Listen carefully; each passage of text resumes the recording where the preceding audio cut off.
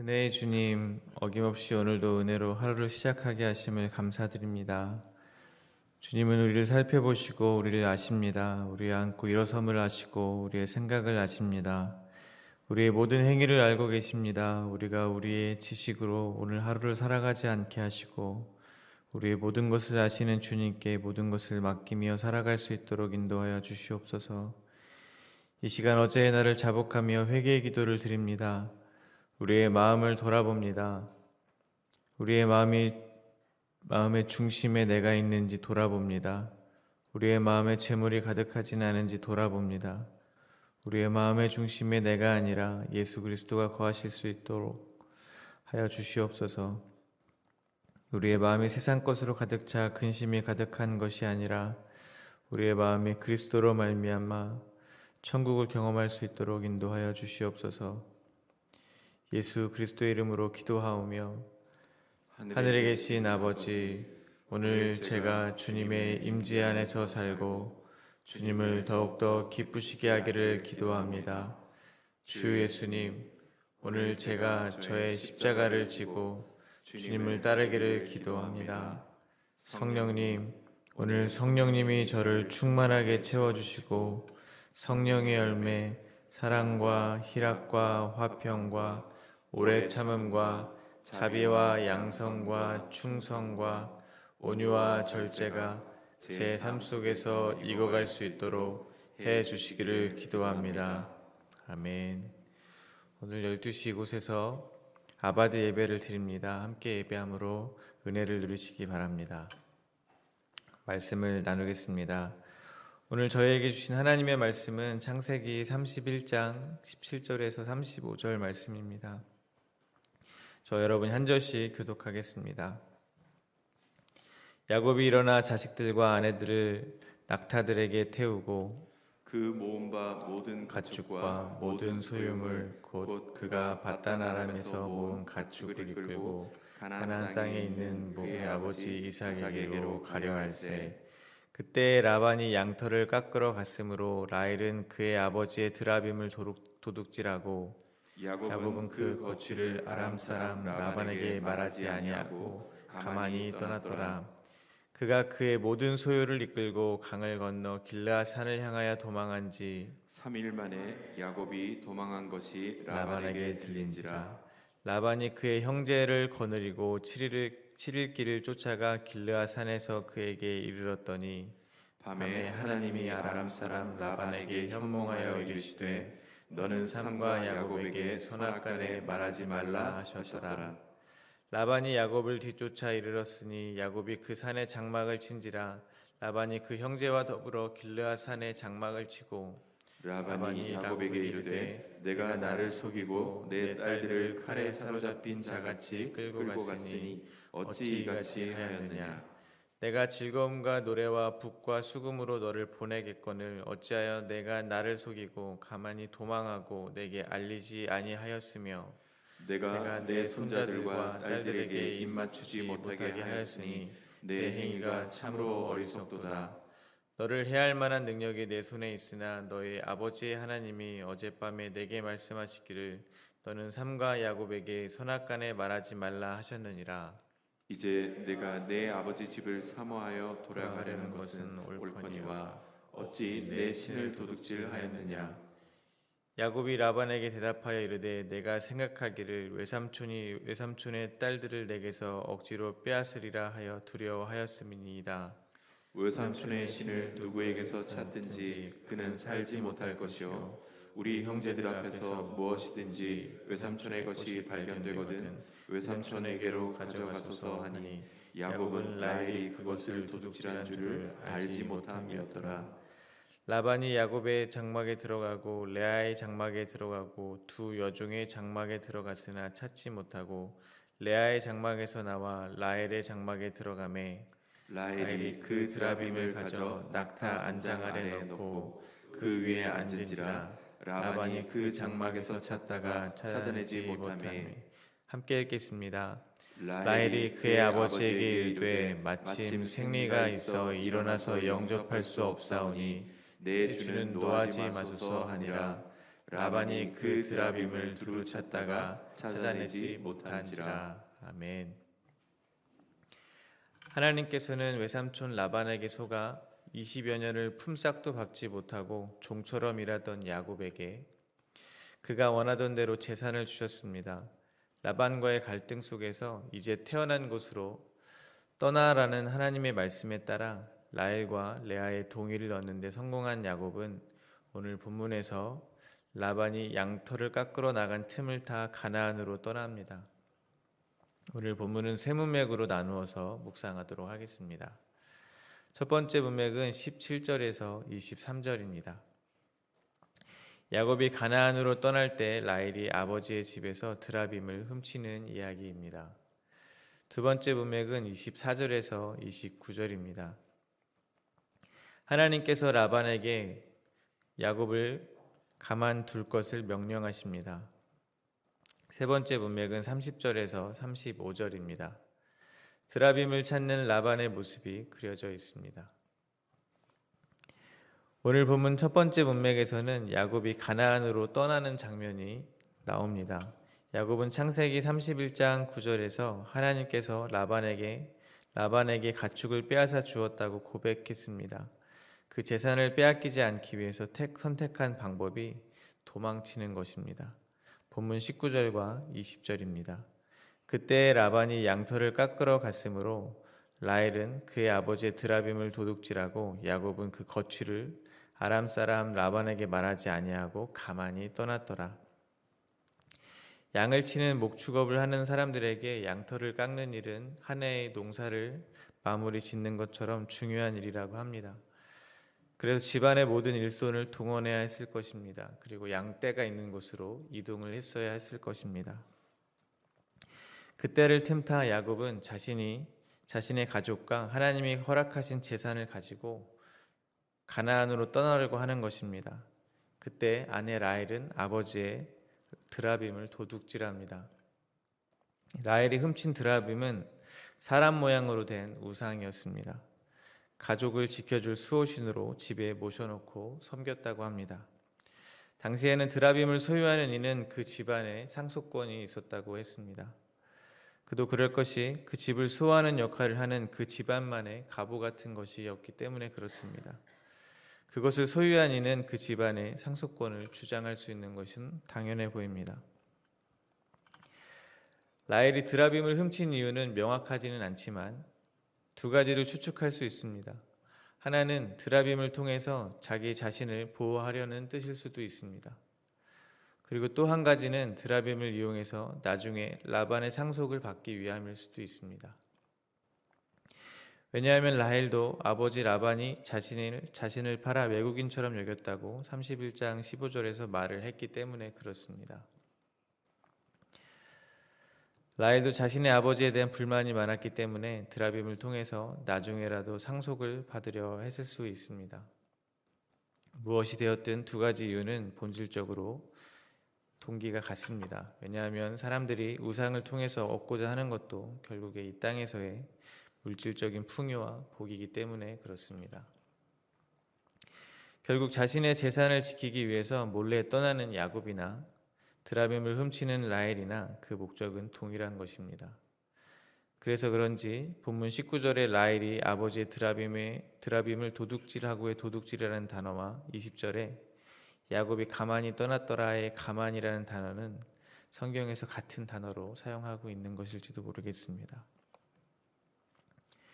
외삼촌의 눈을 피해서 자신이 처한 상황에서 떠나가는 야곱을 보면서 깨닫게 되는 것이 있습니다. 신앙인들의 모임, 즉 교회 안에서의 나눔을 해보면 제 경험상 가장 많이 들을 수 있는 말은 사람들은 지금 처해 있는 현실에서 빨리 벗어나고 싶어 한다는 것입니다.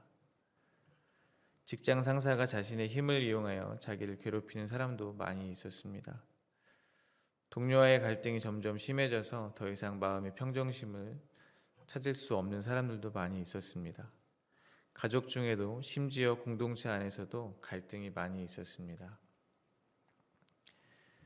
자신의 현실에서 도망가고자 하는 이들이 너무도 많이 있었습니다.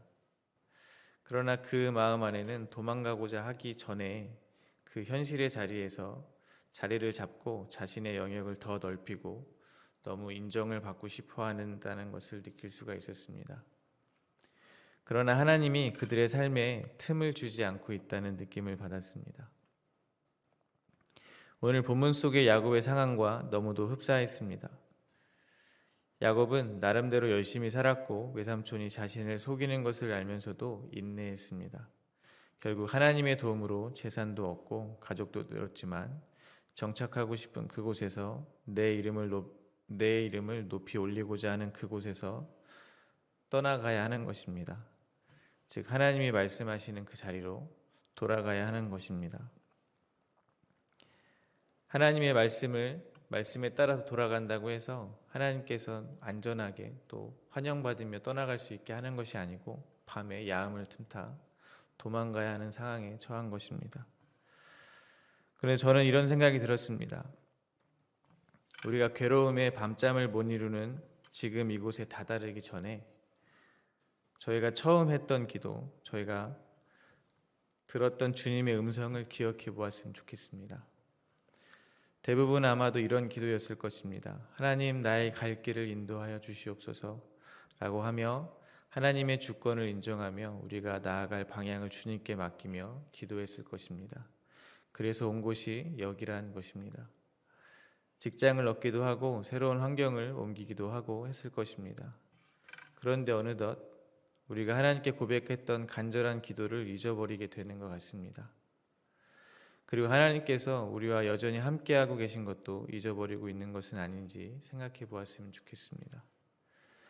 저희는 여전히 하나님의 계획과 뜻 안에 있다는 것을 잊지 않으셨으면 좋겠습니다. 그래서 하나님은 오늘 본문의 야곱의 처지와 같은 상황을 저희들에게도 허락하시는 것이라고 생각합니다.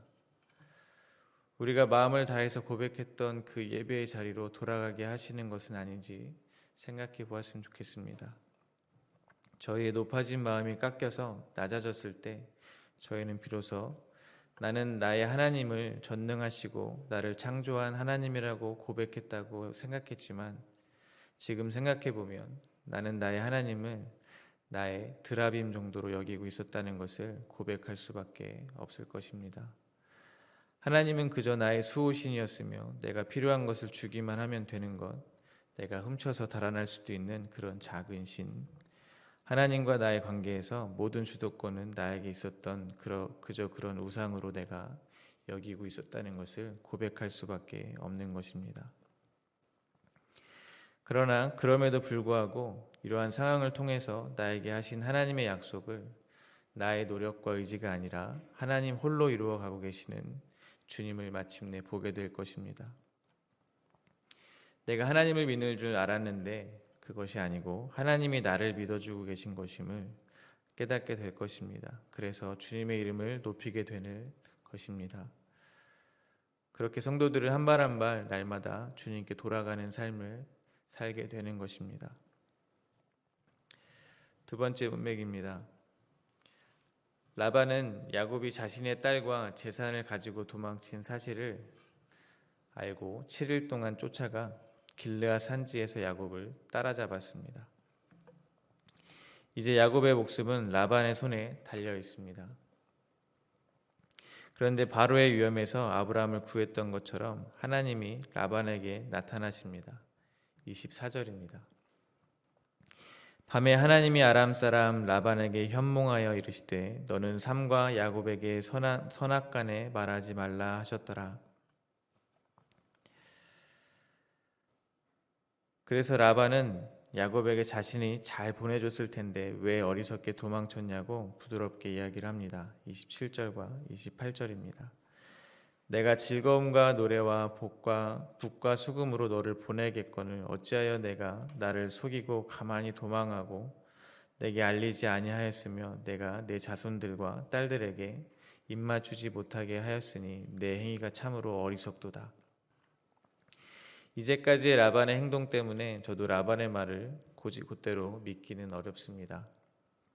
진심으로 한 말이라기보다는 하나님이 무서워서 하는 말처럼 느껴집니다. 그래서 그런지 이어지는 29절에서 라반은 다음과 같이 고백합니다. 29절입니다. 너를 해할 만한 능력이 내 손에 있으나 너의 아버지의 하나님이 어젯밤에 내게 말씀하시기를 너는 삼가 야곱에게 선악간에 말하지 말라 하셨느니라. 라반이 야곱을 죽일 수도 있었지만 하나님께서 야곱에게 옳고 그름을 따지지 말라고 하셨기에 해를 끼치지 않는다는 것입니다. 아시는 것처럼 야곱과 라반은 많이 닮아 있습니다. 서로 남을 속이고 자신의 이익을 취하는 것에 능합니다. 이 둘의 차이점은 하나님의 약속이 있는 사람인가 아닌가 하는 것입니다. 우리의 삶도 이러한 줄 믿습니다. 우리는 우리의 행위에 따라서 의롭다 칭함을 받은 것이 아닌 줄 믿습니다. 그런데 안타깝게도 하루 종일 제가 하는 말의 대부분은 다른 사람을 판단하는 것임을 고백할 수밖에 없습니다. 그 기준은 당연히 저에게 해로운 사람인가 아닌가에 따라서 선과 악을 구분합니다. 타인의 행위로 옳고 그름을 구분한다는 것입니다. 또한 다른 사람이 아닌 나의 상황을 판단합니다. 나의 상황이 나에게 이익이 된다면 하나님이 함께하는 상황이며 이 상황이 나에게 불이익이 된다면 하나님이 없다고조차 여깁니다. 그러나 저와 여러분이 잊지 말아야 하는 것은 계속해서 반복되는 것이지만 파란만장한 야곱의 삶에서 변하지 않던 한 가지가 있었다는 것입니다. 그것은 베델에서 나타나셔서 하신 하나님의 약속입니다. 내게 허락한 것을 다 이루기까지 너를 떠나지 아니하리라 하신지라 하신 주님의 약속이 단 한 번도 야곱의 삶을 떠나지 않았다는 사실입니다. 하나님께서 그를 악하다 하지 않으면 딸과 재산을 잃은 아버지의 서슬퍼런 복수심도 그를 해칠 수가 없는 것입니다. 우리의 선악 판단의 기준이 바뀌어야 될 줄 믿습니다. 약속이 임한 그 삶이 합력해서 선을 이루게 될 것입니다. 그래서 주님을 믿는 저희 같은 성도들은 웃을 수 없는 상황 속에서 도망치고 싶은 상황 속에서 원수의 목전에 있을지라도 마치 다른 사람에게 선포하듯 내 영혼아 주 여호와를 송축하라 라고 외칠 수 있는 것입니다. 또한 약속이 이끌어가는 것을 가는 다른 사람들의 삶도 저희가 함부로 판단해서는 안 될 것입니다. 왜냐하면 내가 판단하고 부정하다 일컫는 자들의 삶도 하나님의 섭리 안에 있을 수 있기 때문에 그렇습니다. 믿음을 견고하게 하는 삶의 여정 가운데 있을 수 있기 때문에 그렇습니다. 여기 계신 성도님들은 모두 자신이 죄인 중에 괴수임을 진심으로 고백할 수 있는 분들임을 알고 있습니다. 그야말로 누구에게도 손가락질할 수 없는 죄인 중에 죄인이지만 하나님께서는 그 누구도 저희를 보고 악하다 하는 것을 허락하지 않으신다는 사실을 잊지 않으시기를 바랍니다. 마지막으로 세 번째 문맥입니다. 라반은 야곱 일행의 장막을 샅샅이 뒤지기 시작합니다. 33절입니다. 라반이 야곱의 장막에 들어가고 레아의 장막에 들어가고 두 여종의 장막에 들어갔으나 찾지 못하고 레아의 장막에서 나와 라헬의 장막에 들어가매. 라반이 장막에 들어가는 순서가 좀 흥미롭습니다. 야곱의 장막에 들어갔다가 레아의 장막에 들어가고 두 여종의 장막에 들어갔다가 다시 레아의 장막에 들어갔던 것 같습니다. 다시 레아의 장막에서 나와 마지막으로 라헬의 장막에 들어갑니다. 가만히 이 장면을 묵상하다 보니까 처음에는 라반이 피도 눈물도 없는 사기꾼으로만 보였는데 이 장면에서는 아버지 라반의 모습이 보이는 것 같았습니다. 자녀를 키우면 자녀가 자신을 닮았다는 사실을 깨닫게 됩니다. 아버지 라반은 라헬이 자기를 닮았다는 사실을 잘 알고 있었을 것 같습니다. 라반은 라헬이 범인이라는 것을 심적으로 알고 있는 것처럼 라헬의 장막에 들어가기를 미루는 것만 같습니다. 그렇게 마지막으로 라헬의 장막에 들어갔지만 결국 라헬에게 속아서 드라빔을 찾지는 못합니다. 34절과 35절입니다. 라헬이 그 드라빔을 가져 낙타 안장 아래 넣고 그 위에 앉은지라. 라반이 그 장막에서 찾다가 찾아내지 못하매 라헬이 그의 아버지에게 이르되 마침 생리가 있어 일어나서 영접할 수 없사오니 내 주는 노하지 마소서 하니라. 라반이 그 드라빔을 두루 찾다가 찾아내지 못한지라. 두루 찾다가라는 단어는 샅샅이 뒤지다라는 의미를 갖고 있습니다. 그런 라반이 라헬이 앉은 자리를 건드리지 않습니다. 뭔가 앞뒤가 안 맞습니다. 샅샅이 뒤지는 행위는 예외가 있을 수 없기 때문에 그렇습니다. 정말로 사위마저 해할 마음으로 달려온 라반, 그렇게 달려와서도 딸을 먼저 찾는 것이 아니라 자신의 우상인 드라빔을 먼저 찾았던 라반, 그렇게 욕심에 눈이 멀었던 라반이라면 예외가 있을 수 없습니다. 분명히 라헬을 그 자리에 일어나게 해서 악착같이 찾아냈을 것입니다. 그러나 라반은 그렇게 하지 않고 결국 찾지 못합니다. 그래서 저는 이 장면에서 더욱 아버지로서의 라반의 마음이 읽혀지는 것 같았습니다. 왠지 자식의 죄를 덮어주는 아버지의 마음을 보는 것 같았습니다. 자식은 아버지를 속입니다. 그 모든 죄를 아버지는 덮어줍니다. 제가 좋아하는 성경의 개념 중에 하나가 덮어주심입니다. 하나님께서 우리를 고쳐주심이라고 하지 않고 그냥 그대로 덮어버린다는 것입니다. 저는 이 장면에서 그 아버지의 마음을 좀 느끼는 것 같습니다. 또한 라헬의 모습을 보면서 저는 제가 앉은 이 자리에 얼마나 많은 드라빔을 깔고 앉아 있는지 생각해 볼 수 있습니다. 저는 하나님만을 사랑합니다. 주님만을 의지합니다. 라고 너무 잘 말합니다. 근데 그렇게 주님을 속이고 있다고 고백하지 않을 수가 없습니다. 입술로는 하나님만을 사랑한다고 하면서 진짜 사랑한 것은 언제나 돌아보면 나 자신이었음을 깨닫게 됩니다. 내가 하나님만 사랑한다고 하나님을 속이는 자였음을 고백할 수밖에 없는 것입니다. 내가 바로 속이는 자 야곱이었음을 이 본문을 통해서 고백할 수밖에 없습니다. 그러나 나를 지으시고 기르시는 아버지 하나님은 나를 나보다 더 잘 알고 계십니다. 당연히 내가 주님이 아닌 다른 것을 너무나도 사랑하고 의지하고 있다는 것을 다 알고 계십니다. 그럼에도 불구하고 언제나 아버지의 사랑으로 오늘 저의 허물을 덮어주고 계신다는 사실을 다시 한번 깨닫게 됩니다. 말씀을 맺겠습니다. 하나님은 살아 역사하시며 우리의 삶에 개입하셔서 우리를 하나님의 뜻대로 이끄시는 분이시지만 사람이 깔고 앉아버릴 수 있는 우상은 저희들에게 아무것도 해줄 수 있는 것이 없습니다. 우리는 우상을 만들고 심지어 하나님마저 우리의 수호신 정도로 여겨버리지만 반대로 우리가 하나님이 숨겨주시는 그 품에 숨겨져서 보호받고 있다는 것을 잊지 마시기를 바랍니다. 우리를 정죄하지 않으시고 돌보아 주신 하나님의 품 안에서 보호받으며 오늘 하루도 안전하게 살아가게 되시기를 기도드립니다.